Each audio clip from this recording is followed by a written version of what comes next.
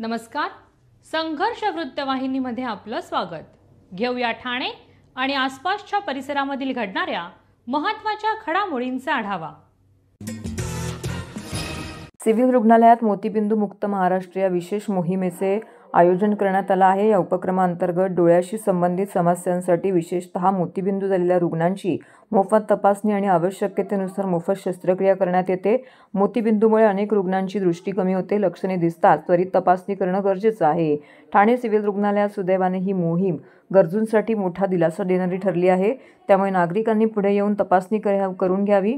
जिल्हा शल्यचिकित्सक डॉक्टर कैलास पवार आणि अतिरिक्त जिल्हा शल्यचिकित्सक डॉक्टर धीरज महांगडे यांच्या मार्गदर्शनाखाली ही मोहीम दररोज सकाळी 9 ते दुपारी 1 या वेळेमध्ये रुग्णालयाच्या नेत्र विभागामध्ये सुरू आहे. तपासणीसाठी येणाऱ्या नागरिकांनी स्वतःची ओळखपत्रे आणि पूर्वीचे वैद्यकीय अहवाल सोबत आणावेत, अशी माहिती नेत्रतज्ञ डॉक्टर शुभांगी आंबेडकर यांनी दिली आहे. या मोहिमेमुळे विशेषतः गरीब, ज्येष्ठ आणि वंचित घटकांना मोफत उपचाराची संधी मिळत आहे. मोतीबिंदूसारख्या दृष्टीहरण करणाऱ्या आजारांवरती वेळेत उपचार झाल्यास अनेकांचे आयुष्य उधळू शकते. शासनाच्या आरोग्य विभागातर्फे ही मोहीम राज्यभर राबवली जात आहे. 22 जुलै ते 21 ऑगस्ट पर्यंत आपण महाराष्ट्रावर मोतीबिंदू मुक्त महाराष्ट्र एक मोहीम राबवतो आहे. याच्यामुळे आपण प्राथमिक स्तरावर सब सेंटर्स असतील, PSC असेल, RH, SDH, डिस्ट्रिक्ट हॉस्पिटल, महानगरपालिकेच्या हॉस्पिटल इकडे डोळे तपासणीचा कार्यक्रम करतो आहे. आणि मेनली याच्यामध्ये मोतीबिंदू शस्त्रक्रियाचा आपण मोहीम हातात घेतली आहे. एका महिन्यात आपल्याला 1 लाखच्या वरती महाराष्ट्रातून शस्त्रक्रिया करायची आहे. त्या दृष्टीने ठाणे जिल्हा, 6 महानगरपालिका, जिल्हा परिषद साईड आणि सिव्हिल सर्जन साईडला आपण जोरात याच्याबद्दल कॅम्प जनजागृती करतो आहे. विविध ठिकाणी कॅम्प पाठवतो आहे. डोळ्याचे डॉक्टर आणि ऑप्थॅल्मिक ऑफिसर्सपासून आपण चेकिंग करतो आहे.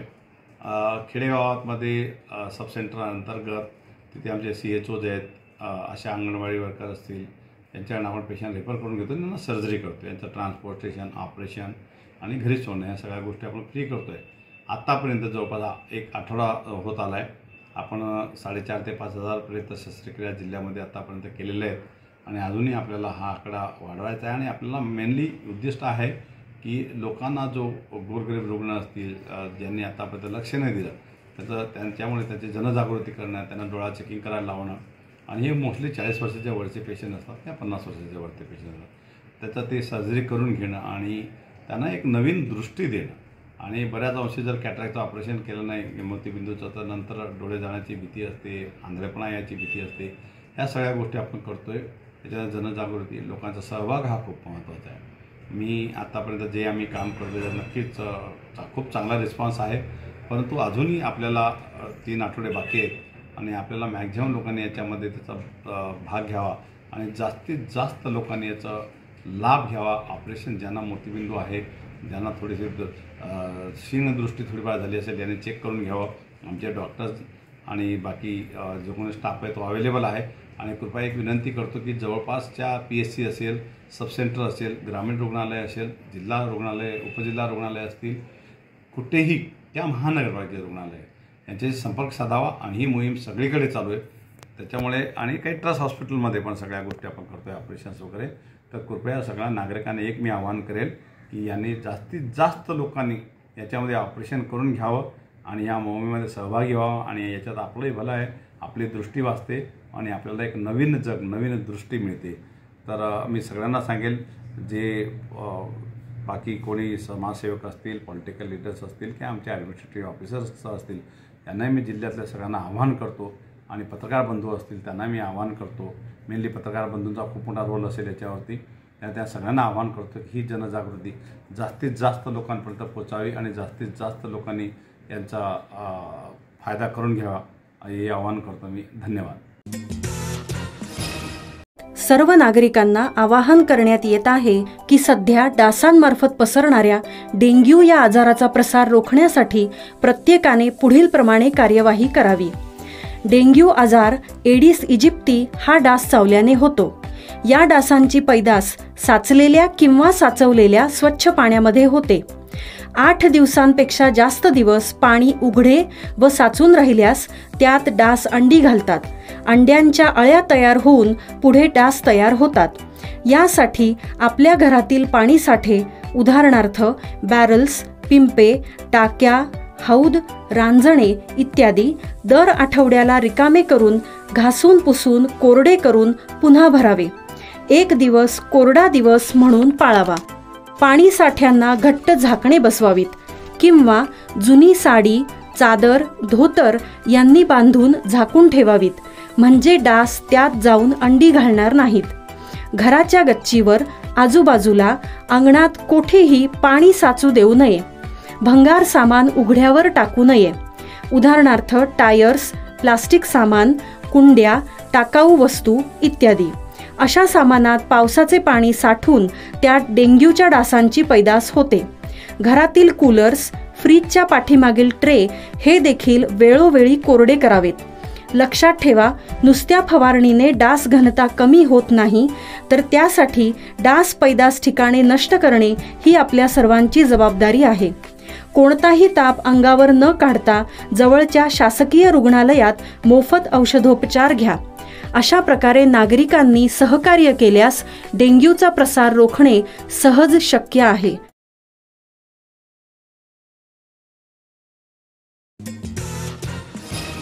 ठाणे महानगरपालिकेच्या कर्मचाऱ्यांना 7व्या वेतन आयोगाच्या फरकाची रक्कम 5 टप्प्यात देण्यात येणार आहे. त्याचा दुसरा टप्पा 28 मार्चला देण्यात आला, तर अद्याप उर्वरित 3 टप्पे बाकी आहेत. त्यातील तिसऱ्या टप्प्याची रक्कम कर्मचाऱ्यांना गणेशोत्सवापूर्वी अदा करण्यात यावी अशी सूचना राज्याचे उपमुख्यमंत्री आणि जिल्ह्याचे पालकमंत्री एकनाथ शिंदे यांनी ठाणे महानगरपालिकेचे आयुक्त सौरभ राव यांना केली आहे. याबाबतचे एक निवेदन माजी महापौर अशोक वैती व माजी विरोधी पक्षनेते मनोज शिंदे यांच्या उपस्थितीमध्ये शिवसेनेच्या शिष्टमंडळाने आयुक्त सौरभ राव यांची भेट घेऊन त्यांना सादर केले. उपमुख्यमंत्री एकनाथ शिंदे यांनी केलेल्या सूचनांची अंमलबजावणी करावी अशी मागणीही या शिष्टमंडळाने केली आहे. शिवसेनेच्या एका शिष्टमंडळाने माजी महापौर अशोक वैती व माजी विरोधी पक्षनेता मनोज शिंदे यांच्या नेतृत्वाखाली महापालिका आयुक्त सौरभ राव यांची भेट घेतली. या भेटीदरम्यान उपमुख्यमंत्री एकनाथ शिंदे यांनी फरकाच्या तिसऱ्या टप्प्यातील रक्कम अदा करण्याबाबत केलेल्या सूचनांचं निवेदन सादर करण्यात आलंय. तर माजी महापौर अशोक वैती, माजी विरोधी पक्षनेता मनोज शिंदे यांच्या नेतृत्वाखालील या शिष्टमंडळामध्ये शिवसेना उपनेते अनिता बिर्जे, माजी महापौर मनोहर गाडवे, माजी उपमहापौर राजेंद्र साप्ते, माजी नगरसेवक अशोक बोरीटकर, जनार्दन खेतले, ॲडव्होकेट प्रियांका सांगरे, रतन अवसरवल इतर सहकारी येथे उपस्थित होते. ठाणे शहरात मागील काही दिवसांपासून पडत असलेल्या पावसामुळे शहर उपनगरांमध्ये भिंत कोसळण्याच्या घटना सातत्याने घडत आहेत. या घटनांमध्ये अनेकांचे मोठ्या प्रमाणामध्ये नुकसान होत आहे. अशीच एक घटना दुपारच्या सुमारास घडल्याचं उघडकीस आलं आहे. शहरातील वागळे इस्टेट भागामध्ये असलेल्या एका कंपनीची सुरक्षा भिंत कोसळली असून या भिंती शेजारी उभ्या असलेल्या वाहनांचं मोठ्या प्रमाणामध्ये नुकसान झालंय. या घटनेमध्ये तब्बल 9 वाहनांचं नुकसान झालंय. दरवर्षी पावसाळ्यात भिंत कोसळणे तसेच वृक्ष उन्मळून पडण्याच्या घटना मोठ्या प्रमाणामध्ये घडत असतात. यासाठी ठाणे महानगरपालिकेकडून धोकादायक इमारती, वृक्ष यांची यादी तयार केली जाते. मात्र अनेक वेळा त्यांच्यावरती त्वरित कारवाई होत नाही. अनेक भिंती जुन्या असून त्यांची देखभाल केली जात नाही. परिणामी पावसाचे पाणी भिंतींमध्ये झिरपून त्यांची संरचना कमकुवत होते आणि कोसळण्याचं प्रमाण वाढते. याच पार्श्वभूमीवरती वागळे इस्टेट भागातील रामनगर परिसरात असलेल्या बॉम्बे ट्रान्सपोर्ट या कंपनीच्या सुरक्षा भिंतीचं काम सुरू होतं. ही कंपनीची भिंत अंदाजे 95 फूट लांब व 12 फूट उंच होती. या सुरक्षा भिंतीच्या बाजूला असलेल्या रस्त्यावर परिसरातील नागरिकांनी वाहनं उभी केली होती. रस्त्याच्या कडेला उभ्या असलेल्या वाहनांवरती ही भिंत कोसळल्याने वाहनांचं मोठ्या प्रमाणामध्ये नुकसान झालं आहे. सुदैवाने यामध्ये कोणत्याही प्रकारची जीवितहानी झाली नाही. मात्र तब्बल 9 वाहनांचं मोठ्या प्रमाणामध्ये नुकसान झालंय. त्यामध्ये 7 दुचाकी आणि 2 रिक्षांचा समावेश आहे. कंपनीने मागणी मान्य केलीच पाहिजे. कंपनीला कळायला पाहिजे होतं की जेव्हा त्यांनी काम चालू केलं तेव्हा स्थानिक जे लोक आहेत त्यांना त्यांनी विश्वासात घेऊन ते भिंत कशी आहे ते भिंतीचं येऊन त्यांनी पाहणी, त्याच्या माणसाला पाठवून त्यांनी पाहणी केली पाहिजे होती आणि त्यानंतर त्यांनी काम चालू केलं पाहिजे होतं. आणि आता ते जे लोकांचं नुकसान झालेलं आहे ते त्यांनी भरून दिलं पाहिजे. हे नाही दिलं तर आम्ही सगळे मिळून त्याच्यावर आंदोलन करणार. खरं म्हणजे हा अपघात आहे. अपघात झाल्यानंतर प्रथम जे फायर ब्रिगेड असेल, MSCB असेल, आपत्कालीन विभाग असेल, ह्या सगळ्यांना सुरुवातीला आम्ही ताबडतोब बोलवलं तर ते आले माहिती पडल्यानुसार. आणि जे नुकसान झालं आहे तर नागरिकांच्या वतीने नागरिकांकडनं आम्ही आणणार. नागरिकांची जी अपेक्षा आहे की त्यांना साधी त्यांची इच्छा आहे की त्यांची जी रिक्षा गेली ती मिळावी. साधा विषय की त्यांचं पोटच त्याच्यावर आहे. त्यामुळे त्यांच्या काही वेगळ्या अपेक्षा नाहीत. आमचे हे मिळालं म्हणून आम्हाला 2 रिक्षा द्या असं काय नाहीये. एक रिक्षा आमची गेली त्याच्यावर आमचं पोट चालतं. गाडीला गाडी द्या एवढंच मागणी आहे. आणि नाही दिलं तर मग काही ना काही पुढे आंदोलन करावंच लागणार. नुकसान झालंय तेवढं आमचं भरपाई करून द्यावी. आमची जशी गाडी गेली तशी, आणि 1 वर्ष पण नाही झालं गाडीला घेतलेलं. आता त्यांनी आधी सूचना करायला पाहिजे होत्या. आणि ते मुलं बाळं खेळतात, त्यांच्यावर जर पडलं असतं तर काय झालं असतं? एखाद्या माणसाचा जर मृत्यू झाला असता तर ते भरपाई करून दिली असती का? जे गाड्या गेल्या तेवढ्या सगळ्या आम्हाला भरपाई करून नवीनच्या नवीन हव्या. सदर व्यवस्थापनाने जे काही काम केलं त्याची पूर्वसूचना देणं गरजेचं होतं. सर्वप्रथम ती पूर्वसूचना त्यांनी दिलेली नाहीये. कारण की हा जो आहे ना रहदारीचा एरिया आहे. रहदारीचा एरिया, इथे विठ्ठल रुक्माई मंदिर आहे, त्या मंदिरात भरपूर आपले इथले नागरिक बसतात, इथे गाड्या लावतात. तर ही सूचना पहिले देणं गरजेचं होतं. ती सूचना त्यांनी दिली नाही. बरं, सूचना दिली तर नाही, वरनं त्यांनी अँगल कटिंग केले आणि जो सिमेंटचा पोर्शन होता, जो भिंतीचा पोर्शन होता, तो त्यांनी पाडलाच नाही. तो पावसाच्या याच्याने गाड्यांवर पडला. सुदैवाने याच्यात कुठली जीवितहानी नाही झाली. आता हे आपले रहिवासी आहेत, 2 मिनिटासाठी गेलेत घरी आणि पाण्याची बाटली घेतली. दुर्दैवाने यांचा जर मृत्यू झाला असता तर फार मोठं हानी झाली असती. हा मोठा प्रश्न आहे. इथे स्थानिक नागरिक आहेत. स्थानिक नागरिकांची एवढीच मागणी आहे, आमची पण एवढीच मागणी आहे. ज्या गाड्यांचं हे झालेलं त्याला गाडीला गाडी द्यावी, हीच आमची प्रशासनाकडे विनंती आहे आणि व्यवस्थापनाकडे पण विनंती आहे. इथं लावून जस्ट मला म्हणजे गाडी लावली आणि माझ्या पूर्ण क्लासमधनं मी घेऊन आलो. जस्ट पाण्याची बाटली मी घ्यायला गेलो, पाणी बाटली घेऊन जस्ट वर एक मिनिट आला असं थोडं येऊन खाली पडलं साहेब. तर गाड्यांचं नुकसान झालं, कुठल्या माणसाला कोणाला काय लागले का? कोणाला काय लागलेलं नाही, पण गाड्यांचं नुकसान झालं आमचं बाहेर भरपूर. काय सरकारकडे मागणी कराल किंवा कंपनी व्यवस्थापनाकडे काय मागणी कराल? आमची एवढी मागणी आहे की बाबा आमचं जर एवढं नुकसान झालंय, आमचं हातावरती पोट आहे, रोज कमवलं तर आमचं घर चालतं, तर आम्हाला गाडीला गाडी एखादी आम्हाला त्यांनी द्यावी एवढी बाकी. जिल्हाधिकारी व जिल्हा दंडाधिकारी ठाणे अशोक शिनगारे यांच्या सेवापूर्तीनिमित्त जिल्हा परिषद ठाणे यांच्यातर्फे जिल्हा परिषद कार्यालय ठाणे येथे गौरव समारंभाचं आयोजन करण्यात आलं होतं. या कार्यक्रमात जिल्हा परिषदेचे अधिकारी, विभाग प्रमुख व कर्मचारी यांनी उपस्थित राहून आपल्या स्नेहपूर्ण भावना आणि कृतज्ञता व्यक्त केली. कार्यक्रमाच्या प्रारंभी अशोक शिनगारे व त्यांच्या पत्नी स्मिता शिनगारे यांचे स्वागत जिल्हा परिषदेचे मुख्य कार्यकारी अधिकारी रोहन घुगे आणि जिल्हा ग्रामीण विकास यंत्रणा प्रकल्प संचालक छायादेवी सिसोदे यांच्या हस्ते करण्यात आलं. यानंतर उपमुख्य कार्यकारी अधिकारी अविनाश फडतरे यांनी कार्यक्रमाचे प्रास्ताविक सादर केले. जिल्हाधिकारी यांच्या ठाणे जिल्ह्यातील कार्यशाळेतील नेतृत्व, प्रभावी धोरण राबवणे व सर्वांगीण प्रशासनिक कार्यक्षमता याबद्दल गौरव उद्गार व्यक्त केले. याप्रसंगी ठाणे जिल्ह्यातील प्रशासनाच्या विविध क्षेत्रातील उल्लेखनीय कार्याचा मागोवा घेणारी एक विशेष चित्रफित व छायाचित्र सादरीकरण करण्यात आले, ज्यामध्ये जिल्हाधिकारी शिनगारे यांच्या कार्यकाळातील विविध महत्त्वपूर्ण योजना, उपक्रम व क्रियाशील सहभाग यांचे दर्शन घडले. याप्रसंगी मुख्य कार्यकारी अधिकारी रोहन घुगे यांनी त्यांच्या मनोगतातून अत्यंत भावुकपूर्ण रीतीने प्रशासनात काम करताना जिल्हाधिकारी यांनी सर्व अधिकारी वर्गासोबत जिव्हाळ्याचे तसेच आपुलकीने कामकाज करून सर्व अधिकारी कर्मचारी यांना मोलाचं सहकार्य व मार्गदर्शन केल्याबद्दल आभार व्यक्त केले. तसेच पुढील वाटचालीसाठी शुभेच्छा देखील दिल्या. मशिदीवरील अनधिकृत भोंग्यांविरोधात आवाज उठवत भाजपा नेते किरीट सोमय्या यांनी पुन्हा एकदा आक्रमक भूमिका घेतली आहे. भोंगेमुक्त महाराष्ट्र या मोहिमेअंतर्गत सोमय्या हे ठाणे शहरातील 3 महत्त्वाच्या पोलिसांना भेट दिली असून संबंधित पोलीस अधिकाऱ्यांकडे कारवाईची मागणी केली आहे. भाजपाचे नेते किरीट सोमय्या यांनी यापूर्वीही विविध प्रकरणांवरती प्रशासनावरती दबाव टाकण्यास कारवाईस भाग पाडले होते. यंदा त्यांनी ठाण्यातील मशिदींवरती लावण्यात आलेल्या अनधिकृत भोंग्यांविरोधात थेट पोलीस ठाण्यामध्ये जाऊन आवाज उठवला आहे. या दौऱ्यामुळे ठाण्यातील राजकीय वातावरण तापण्याची शक्यता आहे. किरीट सोमय्या यांच्या भूमिकेनंतर मुस्लिम समाजातून नाराजी व्यक्त होत आहे. भाजपा नेते किरीट सोमय्या म्हणाले की भोंगेमुक्त ठाणे अभियानाची सुरुवात आम्ही केली आहे. ठाण्यामध्ये 80% मस्जिद हे भोंगे वापरतात. हे उच्च न्यायालयाच्या आदेशाचे उल्लंघन होत असून पोलीस एकावरतीही कारवाई करत नाही. यावेळी मुंब्रा विभागात पोलिसांनी माहिती दिली की 112 मस्जिद आणि 43 मदरस्यांवरती 600 भोंगे असून एकानेही परवानगी घेतलेली नाही. तसेच 15 ऑगस्टपर्यंत 50% भोंगेमुक्त आणि पुढील 1 महिन्यात पोलिसांनी ठाणे भोंगेमुक्त करावा अशी मागणी त्यांनी केली आहे. या मागणीला पोलीस अधिकाऱ्यांनी सकारात्मक उत्तर दिलं असल्याचंही त्यांनी सांगितले. आता भोंगेमुक्त ठाणे अभियानाची आम्ही सुरुवात केली आहे. ठाण्यात 80% मस्जिद मदरसे हे भोंगे वापरतात. ध्वनी प्रदूषण कायद्याचं उल्लंघन होत आहे. उच्च न्यायालयाच्या आदेशाचं पालन केलं जात नाही आणि पोलीस एकावरही कारवाई करत नाही. म्हणून आजपासून आम्ही मोहिमेची सुरुवात केली. मी एक आपल्याला माहिती देतो की मुंब्रा विभागात पोलिसांनी माहिती दिली 112 मस्जिद आणि 43 मदरसेवर सगळे मिळून कुठले 2, कुठे 4, कुठे 5, 700 भोंगे आहेत. एकाने परवानगी घेतलेली नाही. आणि आज आम्ही 3 पोलीस स्टेशनची भेट घेतोय. पुढच्या आठवड्यात आयुक्तांना भेटणार.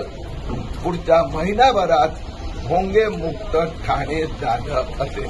त्यांनी एका महिन्यात ठाणे पोलिसांनी भोंगे मुक्त करावं लागणार. आज पण पोलीस अधिकाऱ्यांनी मला सकारात्मक उत्तर दिलं आहे. हरकत नाही, थोडं लांबलं, पण 15 ऑगस्ट पर्यंत 50% ठाणे भोंगे मुक्त असेल आणि 31 ऑगस्ट पर्यंत 100%. भाजपाचे महापालिकेतील माजी नगरसेवक व माजी ज्येष्ठ नगरसेवक नारायण पवार यांच्या वाढदिवसाच्या निमित्ताने 2 दिवस विविध सामाजिक उपक्रम राबवण्यात येत आहेत. या उपक्रमांमध्ये सहभागी होण्याचं आवाहन नागरिकांना करण्यात आलं आहे. माजी ज्येष्ठ नगरसेवक नारायण पवार यांचा वाढदिवस दरवर्षी उत्साहात साजरा केला जातो. त्यानुसार रायगड गल्लीत यंदा गुरुवारी सकाळी 10 वाजता भव्य मोफत आरोग्य शिबिर भरवले आहे. त्यामध्ये डॉक्टर JK शर्मा यांच्यासह तज्ज्ञ डॉक्टरांकडून नागरिकांची तपासणी केली जाईल. तर प्लॅटिनम हॉस्पिटलच्या वतीने याच ठिकाणी मोफत हृदयरोग तपासणी, तर स्वराशी नेत्रालयाच्या वतीने मोफत नेत्र तपासणी केली जाईल. तर शस्त्रक्रिया आवश्यक असलेल्या रुग्णांवरती माफक दरात शस्त्रक्रिया केली जाईल. नारायण पवार यांच्या सिद्धेश्वर तलाव येथील स्नो व्हाईट अपार्टमेंटमधील कार्यालयामध्ये हा उपक्रम राबवण्यात आला. त्याचबरोबर नवीन शिधापत्रिका व दुरुस्ती करण्यात आली. रात्री प्रभागातील 12 गोविंदा पथकांना सुरक्षिततेचे किट दिले जाणार आहे. रायगड गल्लीतील 1 ऑगस्ट रोजी मोफत कायरोप्रॅक्टिक उपचार करण्यात होणार आहेत. त्यामध्ये रवींद्र शिंदे यांच्याकडून पाठदुखी, मानदुखी, गुडघेदुखी, स्पॉन्डिलोसिस याच्यावरती मार्गदर्शन केलं जाईल. तर सायंकाळी 5 वाजता विद्यार्थ्यांना मोफत वह्या वाटप केलं जाणार आहे. एका दिव्यांग तरुणाला व्हीलचेअरही देण्यात येईल. त्यानंतर नारायण पवार यांच्या वाढदिवसाच्या अभिष्ट चिंतन सोहळा रंगणार आहे.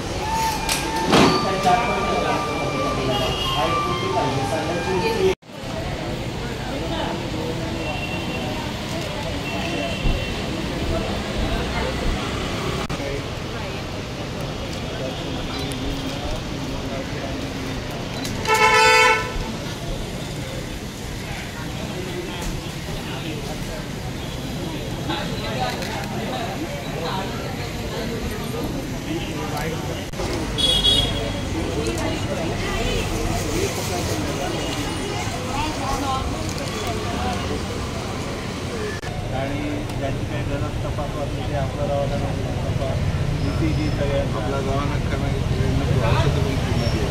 औषधं माझ्याकडे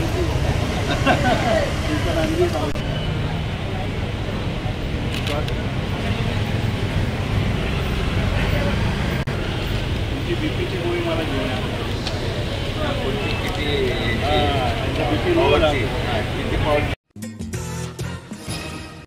तर हे होतं संघर्ष वृत्तवाहिनीचं आजचं बातमीपत्र. उद्या पुन्हा भेटू याच वेळी याच ठिकाणी ताज्या घडामोडींसह. तोपर्यंत नमस्कार.